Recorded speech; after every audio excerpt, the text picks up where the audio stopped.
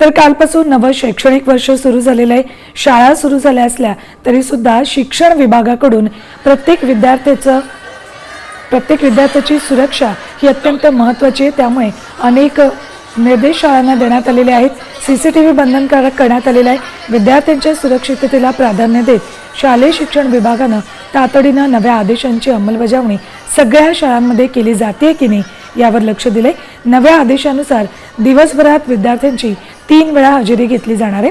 गैरहजर असलेल्या विद्यार्थ्यांच्या पालकांना तात्काळ SMS पाठवला जाईल, ज्यामुळे विद्यार्थी आपला शाळेत नाहीये हे त्यांना लक्षात येईल।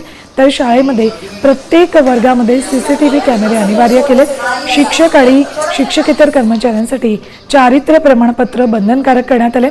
तर विद्यार्थ्यांमध्ये कुठल्याही प्रकारचा मानसिक तणाव निर्माण होऊ नये म्हणून समुपदेशक नेमण्याच्या सूचना सुद्धा प्रत्येक शाळांना देण्यात आल्यात।